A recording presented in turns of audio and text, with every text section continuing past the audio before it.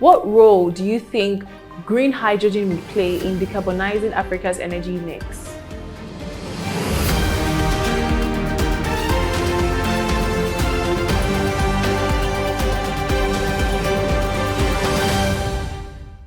As the world continues along the path to energy transition, Africa finds itself uniquely positioned to become a key player in the growing field of green hydrogen. With its abundant renewable energy potential, particularly in solar and wind, does Africa have an opportunity to lead in this emerging sector? Hello, and welcome to another riveting episode of Policy on the Go. I'm Tony Ogubanjo, and today's interview explores the potential of green hydrogen to decarbonize Africa's energy mix and as well address its growing energy demands.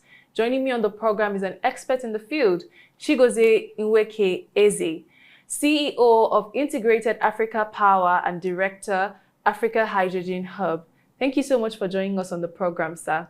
So let's get right into it. As you know, traditional production methods for energy, especially fossil fuels, are linked to significant carbon emissions.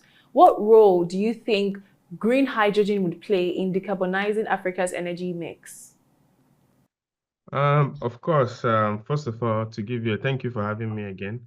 Um, to give you a little background on that, of course, the whole world is going towards net zero, okay?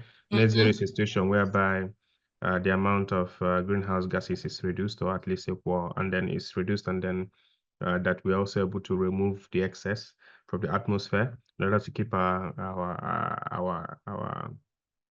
Earth, make our Earth continue to be livable. What green hydrogen, of course, a lot of things are in place to ensure that this happens. Renewable energy,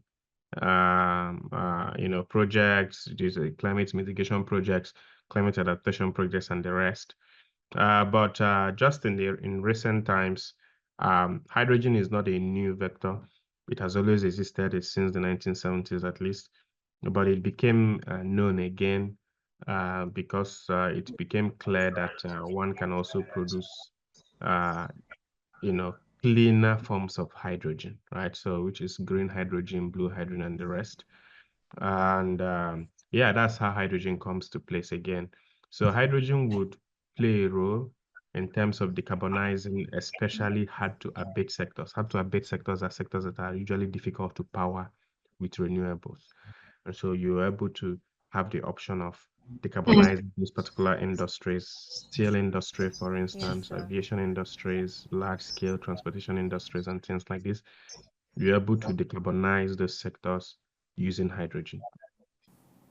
Okay, and so Africa is home to 60% of the world's best solar resources, but we only account for just 1% of global solar generation capacity. How do you think we can leverage this potential in order to become a global leader in green hydrogen production, seeing that we have all this potential and all these resources? Yes, of course, you're right. Africa has a lot of potentials for sun. As you can imagine, also solar energy is also a renewable energy source that can be used to generate or produce green hydrogen, particularly. And of course, African countries have it in abundance, including Nigeria as well. So, what does it mean? It means that we have that potential to do so. We need to scale up, especially now that solar technologies are also quite cheaper than most other sources of energy, the traditional sources of energy that you know. It needs to be scaled up. And then, of course, green hydrogen is an opportunity to also scale up solar energy production in the sense that if a project to develop green hydrogen comes on ground, one thing they have to develop in order to produce green hydrogen is also a large-scale renewable energy project, which could be solar, which could be wind, which could be geothermal. So that is also a way of making sure that renewable energy is being developed or solar energy is being developed when you introduce green hydrogen, because so it can be scaled up. So if it is difficult to just generate funding for solar energy development alone, the potentials of developing green hydrogen can also indirectly spur investment in the renewable energy sector anyway, because those sectors have to be there first. As you mentioned, solar energy has to be there before it can now be used to power the electrolysis process, which will now be used to develop to generate green hydrogen. Okay, and in Nigeria currently, we are dealing with the issue of hike in fuel prices, and there's a whole lot of talk about CNG. Looking at it from green hydrogen perspective, can this initiative contribute to decarbonizing efforts, especially in the transportation sector? How can we fit green hydrogen into contributing to the decarbonization efforts in the transportation sector, as well as a more cost-effective option for Nigerians in times and situations like this? Yeah. Of course, it's very possible. But I can also tell you that at the moment it's a bit more costly. Just like any new technology, it starts by being costly, but as time goes on, it comes down, right? Just like Okay. typical electrical vehicles, it's possible to power your vehicles, your cars, your buses, your trucks with hydrogen. It's possible. It's been tested all over the world. It's working. Yeah, and you just so number one, you are making the atmosphere cleaner, and number two, um, you're also enjoying a nice ride. So so it's costly now, relatively more costly now to get a car that is powered by hydrogen or a bus that's powered by hydrogen, but ultimately, it is where will be going to. And of course, in the future, the prices will also come down. And so industries that go into the production or fitting of this hydrogen in the buses and trains and long buses are the ones who would enjoy when the prices come down. Just like solar. Solar was costly before, but now it's relatively cheap. Okay, so moving on, there's a significant divide in energy access between the urban and the rural areas. How do you think we can bridge these gaps, especially through the use of green hydrogen? How can green hydrogen contribute to closing the energy gaps that exist between the rural and the urban areas, especially because of situations of logistics and all of that? Can green hydrogen in any way contribute to ensure that even the most remote places have access to energy? So of course, to develop a large-scale green hydrogen projects requires usually large spaces, large expanse of land. So the beauty of it is that these large expanse of lands are usually located in rural areas. So it can be a win-win situation. So a large-scale green hydrogen project can come into a rural area, but as I explained earlier, this kind of large-scale green hydrogen projects requires, first of all, a source for clean electricity. That can be solar, that can be wind, that can be anything, right? So that project developer can have an agreement with the community to provide a certain amount of electricity directly to the community from what it generates from the renewable electricity before it can use the rest to now power electrolysis process, which produces green hydrogen. So I just want to also make sure we understand the process. To produce green hydrogen, you have to first of all generate a clean electricity coming from a renewable energy source, then use it to Okay. power an electrolysis process, which is to split water into its components of hydrogen and Yes. oxygen. Then the hydrogen that is being produced can now be used to power fuel cells and other things that you need to power with. So renewable electricity is important. And then, of course, but a community can benefit when some of the generated electricity from the clean electricity goes directly to the community to power its electricity needs in the residential areas, industrial areas, and things like that.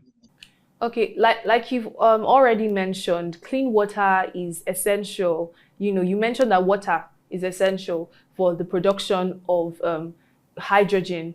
So now let's look at it from the aspect of clean water accessibility, because I believe it's not just any kind of water we can use. The water has to be clean. So how does this pose a challenge in regions that are rural, in remote regions, you know, with limited water resources? And if so, how can we address the need for, clean water and water in green hydrogen production projects, especially in rural areas where water is scarce or clean water is scarce in those areas. So does this pose a possible challenge, especially in a place like Africa where we have these peculiar issues? How can we address this particular situation? That's a very interesting question.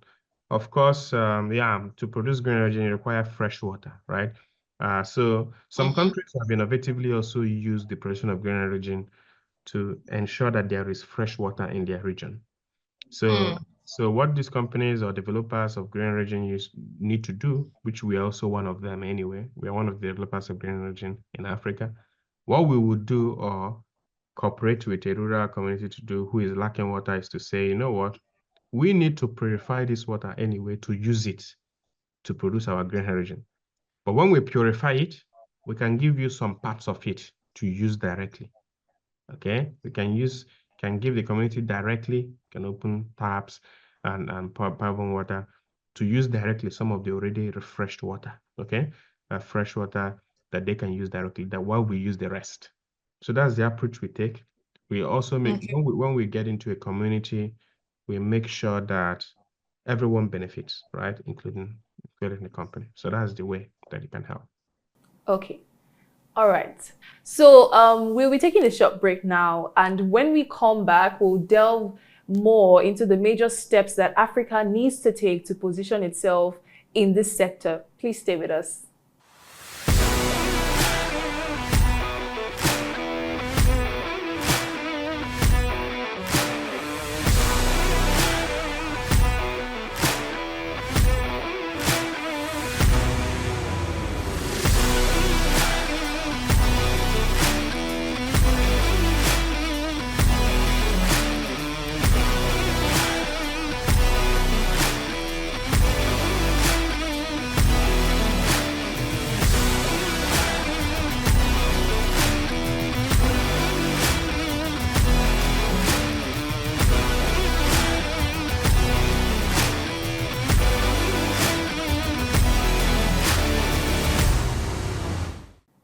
Welcome back.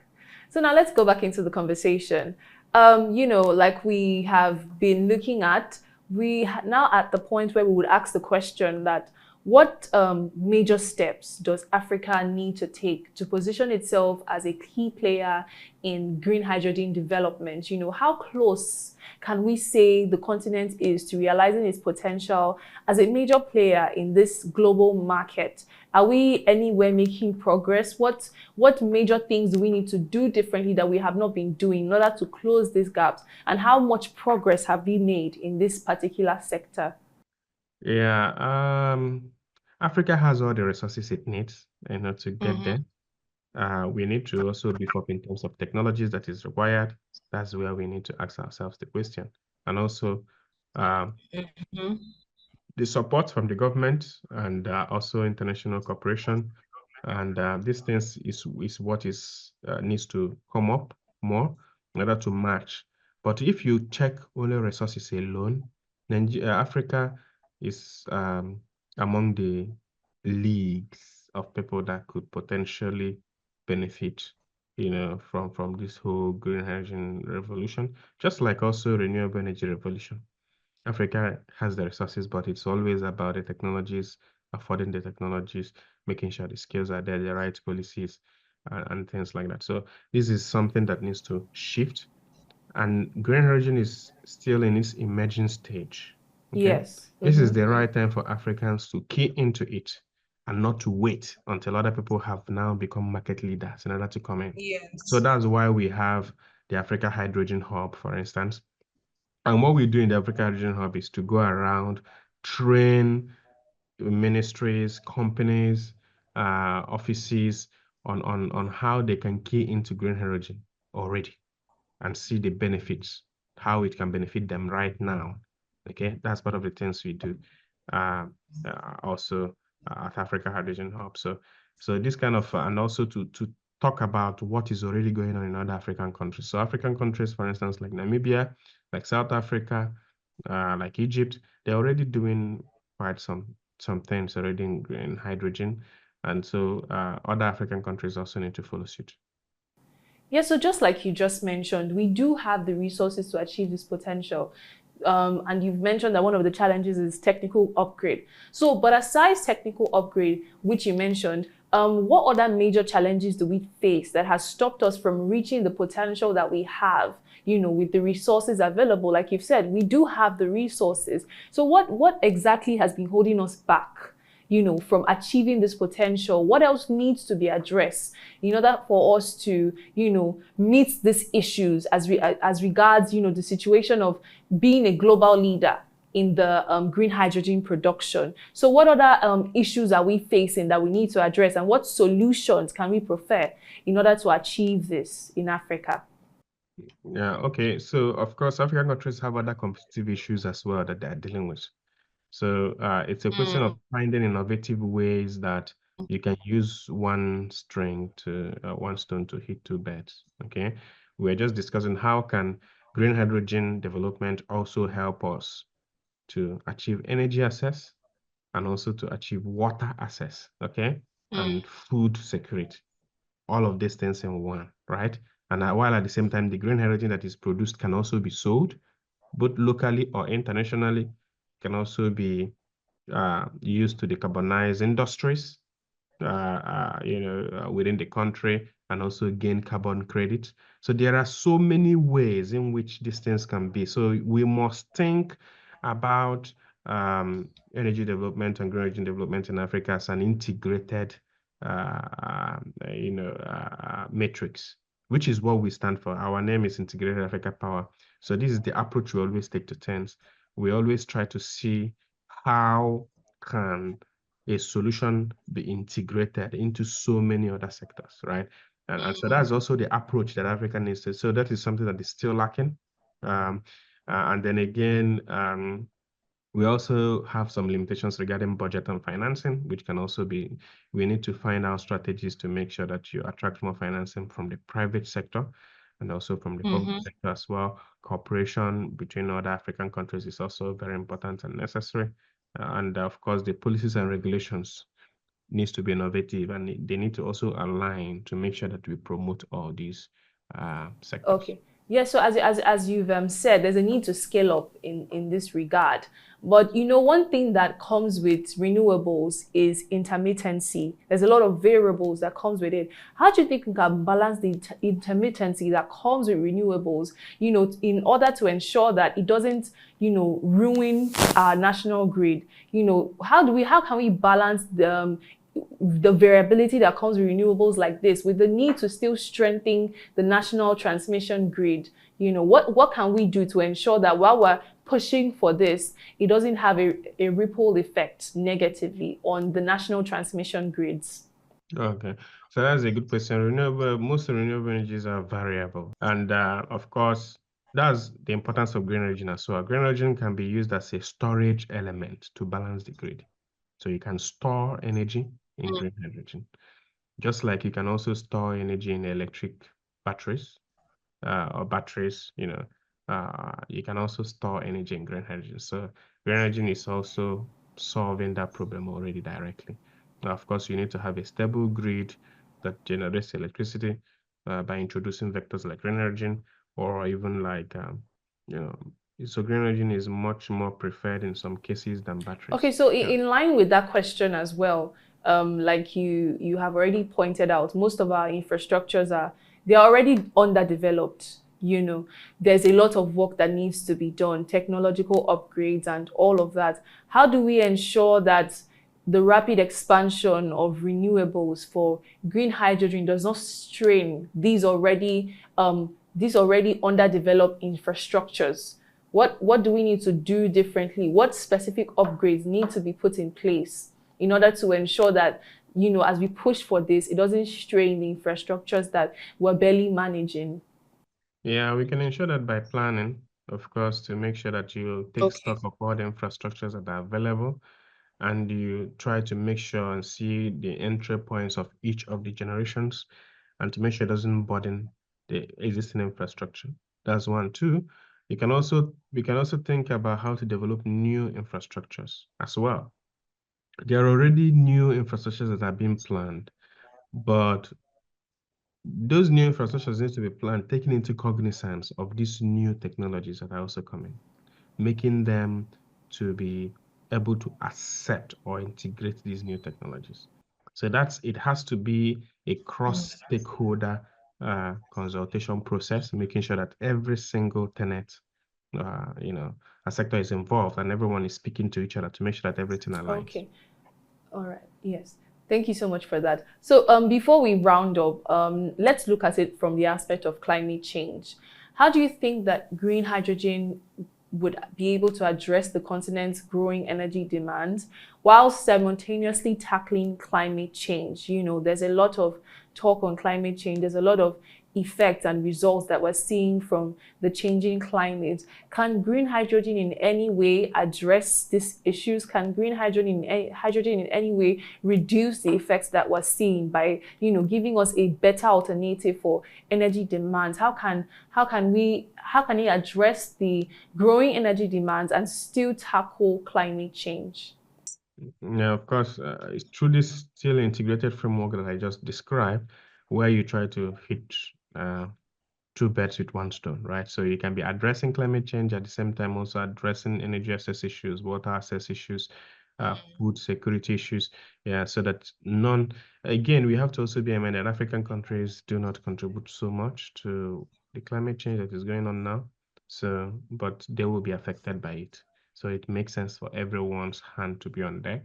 We also need more climate financing coming from the global north in order to support all of these climate adaptation and also mitigation.